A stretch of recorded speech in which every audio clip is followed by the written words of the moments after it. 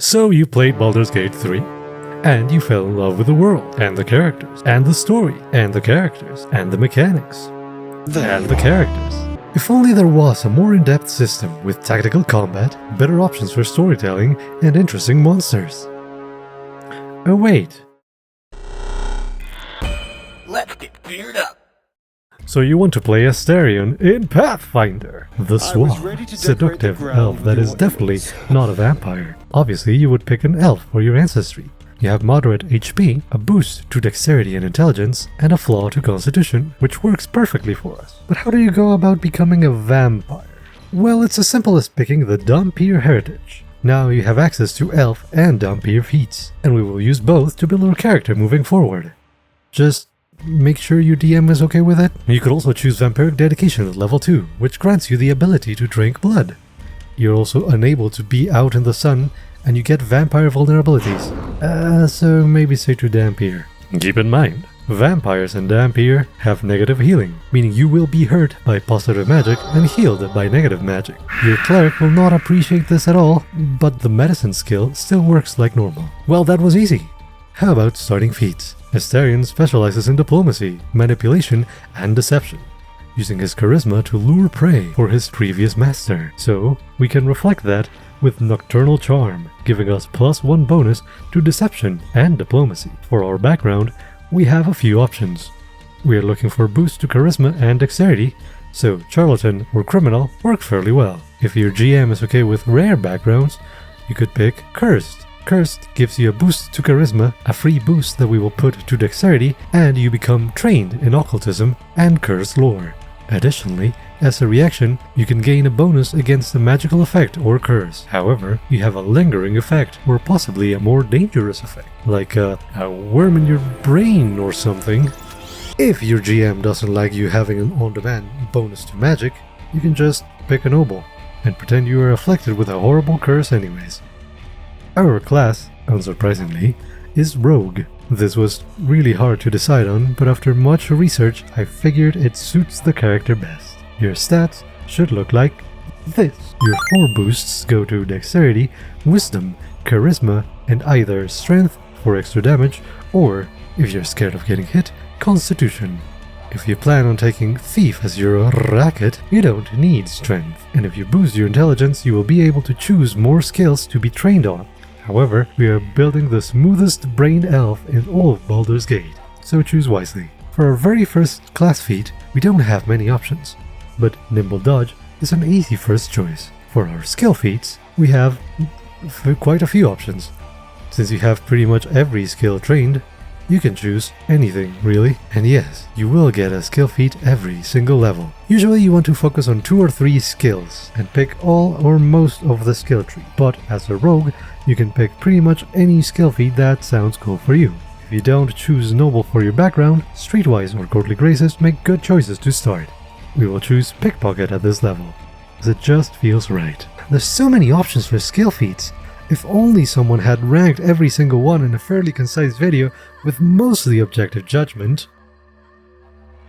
For our subclass, Astarion is by default an arcane trickster in Baldur's Gate. So, we will pick an Eldritch Trickster. As an Eldritch Trickster, we can choose an archetype at level 1.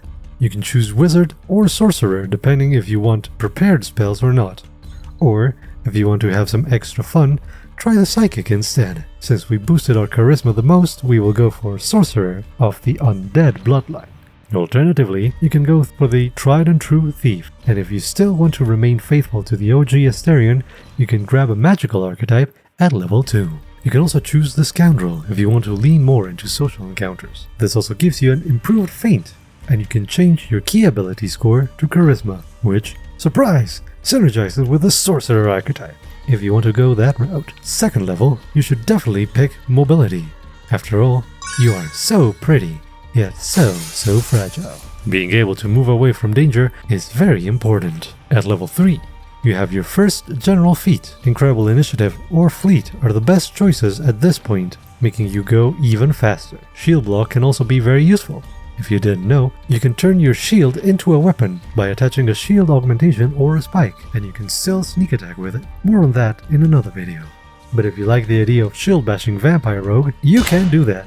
At level 4, you can pick Magical Trickster, allowing you to use sneak attack with spells. If you didn't choose Eldritch Tricksters for your racket, Scoundrel's Surprise is also a great choice. If you are disguised, you can use a dramatic gesture to reveal yourself, and all creatures that fell for your disguise are now off guard to your attacks. For our Ancestry feat at level 5, you have some options of Nimble Elf gives you 5 extra feet of movement, allowing you to dash in and out of combat. If you want to lean more towards your vampiric side, you could get Taste Blood, which lets you take a little sip of your enemies. You gain temporary hit points, and your target is drained 1 if they fail a save. Note that the temporary hit points happen even if they succeed, so you always get some of that vitality back. Obviously, chomping on innocent and unwilling people is evil, so keep your fangs only to your enemies and really close friends. At level 6, you can pick Analyze Weakness. If you use the Recall Knowledge on a creature, you add additional damage to your sneak attack. You also have access to Skirmish Strike. You can spend an action to move, one action to strike and step away, and another one to move back, before your enemies even notice. Alternatively, you can pick Gang Up. If you and an ally are within reach of an enemy, that enemy is flanked. You don't have to worry about being on opposite sides, but keep in mind, or rather remind your friends, this only works if you are there. At level 8, Blind Fight is a great choice to target creatures that might sneak up on you. It also makes it easier to attack other hidden creatures, and if you took Foil Senses at level 7, you can remain hidden yourself. You can also pick Opportune Backstab. As a reaction, you strike a creature that was hit by an ally. It's like a budget attack of opportunity. At level 9, you can choose Slip into Shadows. If you cast a spell with a darkness trait, all light around you becomes dim, as a dark aura emanates from you, allowing you to hide in that aura. We'll look into spells a little further when we get over archetypes. This is a great choice, especially if you're going for the Eldritch Trickster. At level 10, you have access to Eldritch Debilitation, knocking spellcasters down a notch by applying special debilitations just for them. You can make your target unable to step away, which combines nicely with Gang Up. Now they won't be able to escape your party as you beat them down. You can also apply Stupefy. Making casters weaker is always useful, and you can follow up with your own spells afterwards. Speaking of debilitations, at level 12, you can grab Critical Debilitation. Your opponent rolls a fortitude checks, and if they fail, they become slowed 2 or paralyzed. At level 13, you gain a new Ancestry feat. You can either learn to walk in sunlight, suppressing your negative healing, or turn into a bat. Astarion! At higher levels, you have access to powerful feats that build on previous choices, so you can specialize on debilitations, spellcasting, and stealth. You should focus on staying hidden and striking when opportunity arises, using your spells to create openings and shifting the battle to your advantage before returning to the shadows, or avoiding combat altogether with your silver tongue. Many archetypes synergize nicely with this build. If you are taking Eldritch Trickster, you have a free dedication at first level, and you can start mixing your class early. Getting higher level spells does take some of your feats, so manage how much you want to invest into magic. If you take Slip into Shadow at level 9, then you need access to Darkness and Chilling Darkness to make the most of it. Going higher into spellcasting gets you Ravenous Darkness and Eclipse Burst, but that requires you to take up Expert Spellcasting. Otherwise, you only need basic spellcasting to get access to the spells you will use. Assassin is a powerful archetype as well, increasing your damage and combining poisons to make you more lethal. The Vampire archetype is an interesting choice if your GM allows rare archetypes. It does give you many downsides of being a vampire, but at higher levels you get access to powerful feats like Mist Form and Dominating Gaze. Just make sure the sun isn't out. Choose the build that feels best for your version of Astarion.